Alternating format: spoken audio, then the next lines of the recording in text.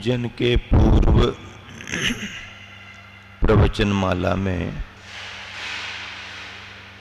मंगलाष्टक की मंगलकारी भावना आपने समझ ली। इस मंगलाष्टक के अनंतर अभिषेक पाठ की विधि शुरू होती है। अभिषेक जिन बिंबों के लिए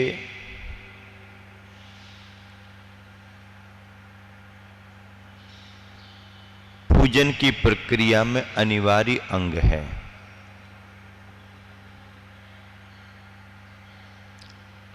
अभिषेक का अर्थ होता है स्नान करना।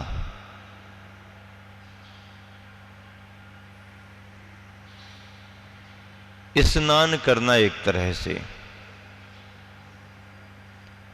अपने स्नान का तो कोई महत्व नहीं है, लेकिन जिनका अंतिम स्नान हो चुका, उसके बाद दोबारा जन्म लेकर के कोई स्नान करने की जिन्हें जरूरत ना पड़े, उनकी बात यहां पर हो रही है। तीर्थंकरों के जीवन में जन्म के समय अभिषेक होता है, पांडुक शिला पर वो जन्माभिषेक है। इंद्रों की प्रधानता से वो कार्य होता है। जब राजा बनते हैं तो राजकुमार को राज्याभिषेक करके राजगद्दी पर बिठाला जाता है, वो राज्याभिषेक है। अभिषेक है पर वहां गंधोदक का भाव नहीं है, जन्माभिषेक में भी नहीं, राज्याभिषेक में भी नहीं। राजपाट करते करते जब वैराग आता है, दीक्षित होते हैं, तो अब उस जीवन काल का अंतिम स्नान समझ लीजिए कि उन युवराज का या राजकुमार का या राजा का अंतिम स्नान करा के वस्त्राभूषण धारण कराए जाते, वो उनका दीक्षाभिषेक है। दीक्षा लेने के पूर्व का अभिषेक, मतलब इसके बाद अब उनका कभी स्नान नहीं होगा। स्नान शब्द सामान्य है, उसी में विशेष विधि पद्धति से यदि कराया जाए तो उसको अभिषेक कह दिया जाता है। ये दीक्षाभिषेक है।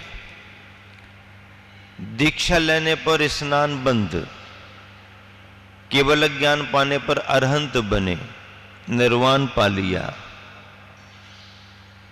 ऐसे निर्वाण प्राप्त सिद्धों को उनकी अरहंत अवस्था का स्मरण करते हुए उन्हीं के अनुरूप जो इस बिंब स्थापित किए जाते हैं उनको जिन बिंब कहते हैं। ऐसे जिन बिंबों का अभिषेक मनुष्यों के द्वारा होता है। जिन्हें किसी ने नहीं बनाया, अकृत्रिम जिन बिंबों का अभिषेक देवों के द्वारा, विद्याधरों के द्वारा होता रहता है, जहां तक उनका आवागमन है।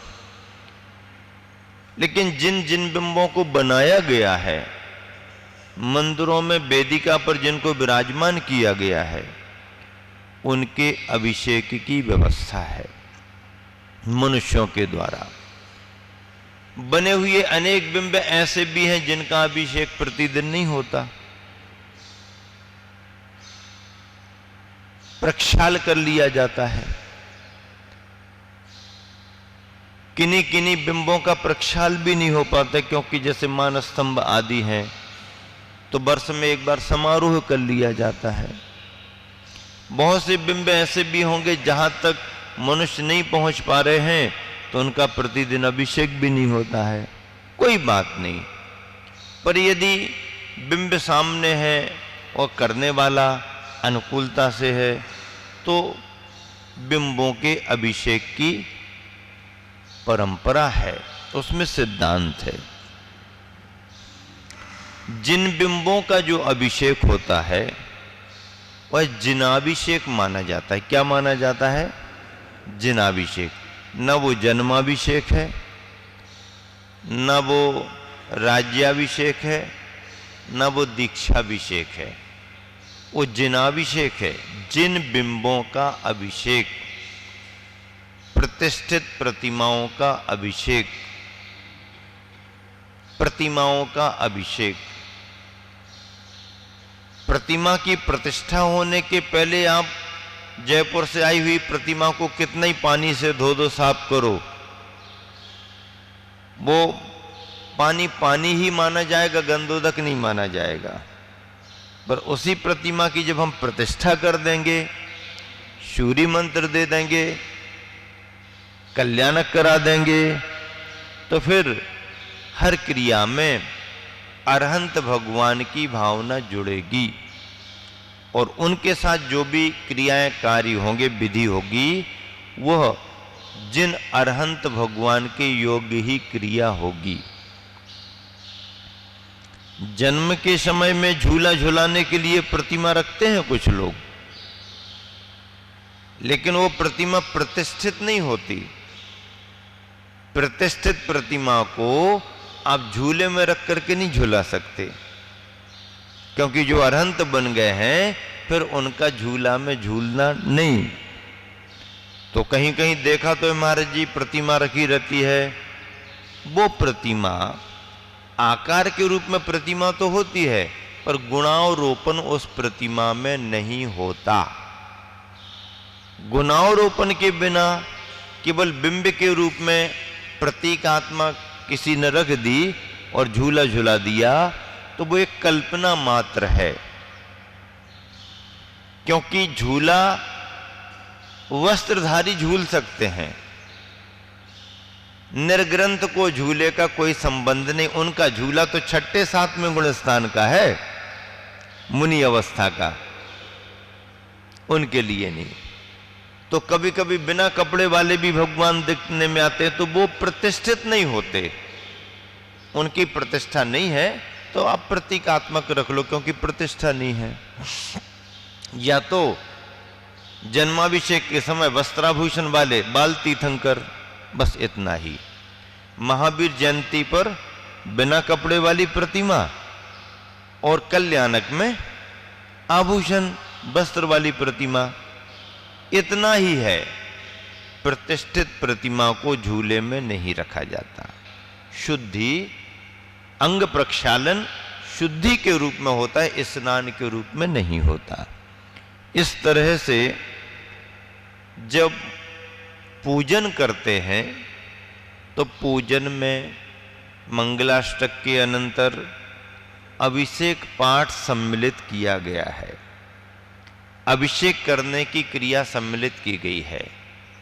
अब देखो, पुराने समय में अभिषेक करने की विधि में पांडुक शिला की परिकल्पना तो आज भी करते हैं, लेकिन पांडुक शिला की कल्पना करेंगे तो जन्माभिषेक जुड़ेगा, और उसमें भी फिर वही पांडुक शिला पर जाने में जो भावना भाते थे वो पाठ पढ़ते थे। अभिषेक पाठ में वही पढ़ते थे, सुरपति ले अपने शीस, जगत के ईस गए गिरि राजा, तहां पांडुक शिला भी राजा। तो वो जन्माभिषेक का चित्रण है। हम मंदिर में जो करते हैं वो जन्माभिषेक के रूप में नहीं करते हैं, हम जिनाभिषेक के रूप में करते हैं।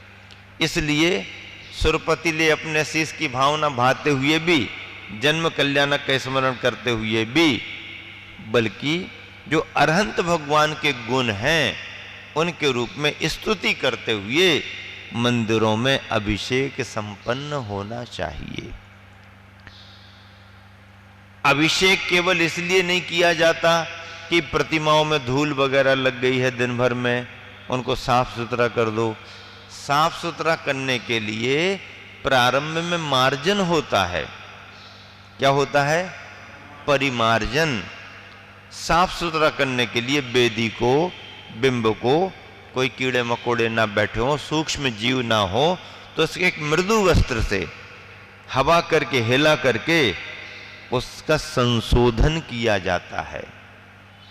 और यदि कहीं कोई अशुद्धि दिखाई देती है तो किसी व्यक्ति को बुला करके उसको अलग कराया जाता है। सोले के वस्त्रों में रहने वाला व्यक्ति वेदिका पर रहने वाली अशुद्धि को यदि अलग करेगा तो वह अशुद्ध माना जाएगा। यदि शुद्धता से ही अशुद्धि दूर करनी है तो आप शुद्ध वस्त्र पहन करके अशुद्धि को दूर कर दें, उसके बाद पुनः जाएं, हाथ पैर धों, आवश्यकता के अनुसार स्नान भी कर सकते हैं, पुनः नए वस्त्र पहन करके आकर के फिर अभिषेक की विधि में सम्मिलित हों। नहीं हम तो मंदिर में कर रहे हैं।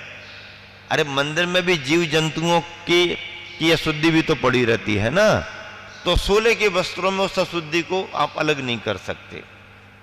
नहीं मंदिर है तो वेदिका है, नहीं वेदिका भी हो क्यों ना हो,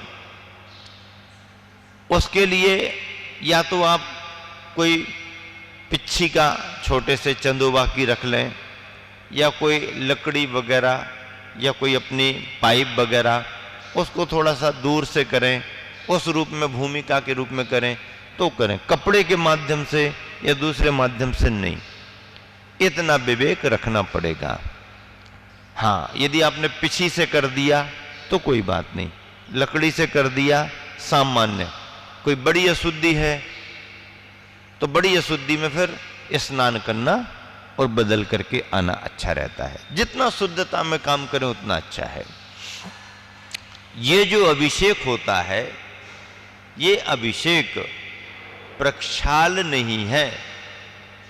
प्रक्षाल प्रतिदिन की सामान्य शुद्धि का एक माध्यम है, लेकिन अभिषेक जो है यह पूजन की विधि में सम्मिलित है,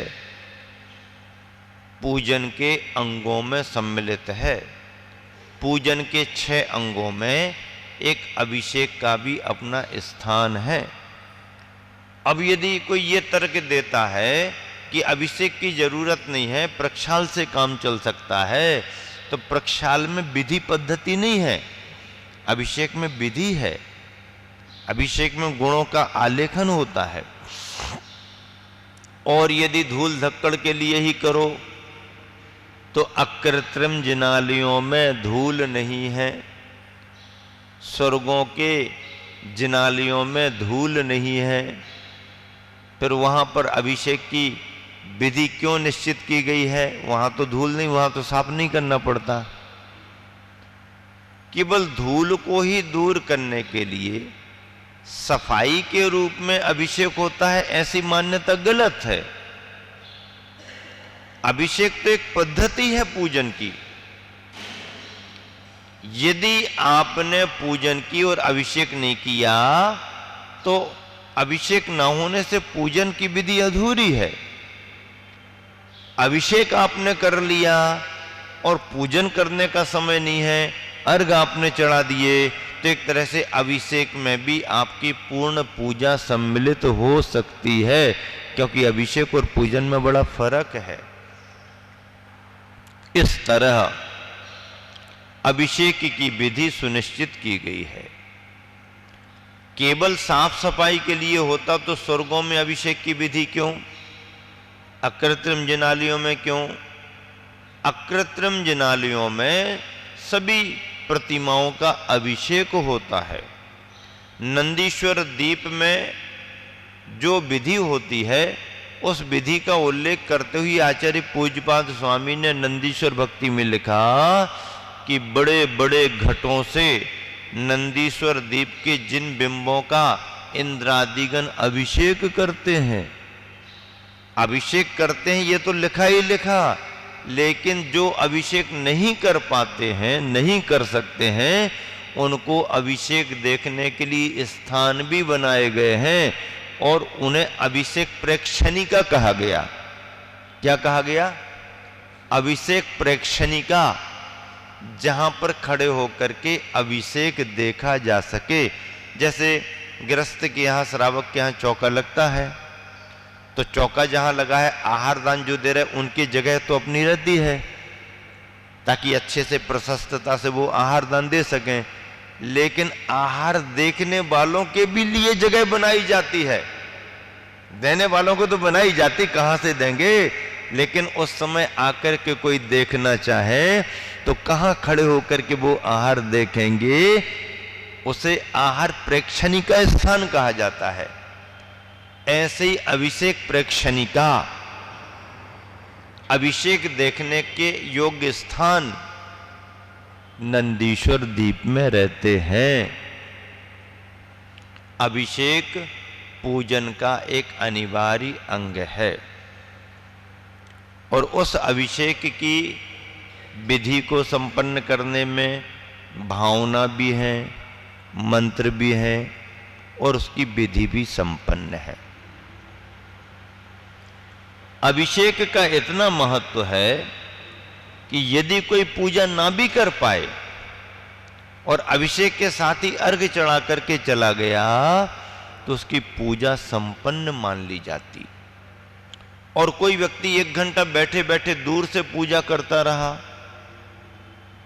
अभिषेक कर सकता है, वो अभिषेक करने की सुविधा भी है, उसमें अभिषेक करने की योग्यता भी है, लेकिन अभिषेक के प्रति मान्यता नहीं है तो 1 घंटे भी पूजा क्यों ना करे, उसकी पूजा अधूरी मानी जाएगी।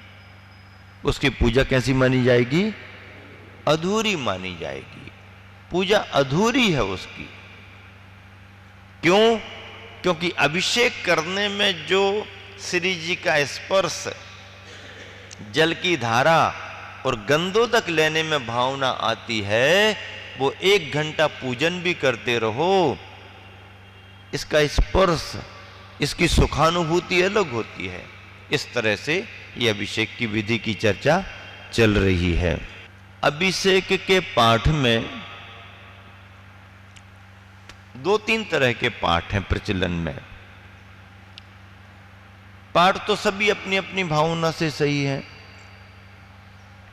पर वर्तमान में शुद्धता से करने वालों की भावना में, विचारधारा में अभी जो लोग करते हुए दिखाई दे रहे हैं, आचार्य माघनंदी का पाठ प्रचलन में है।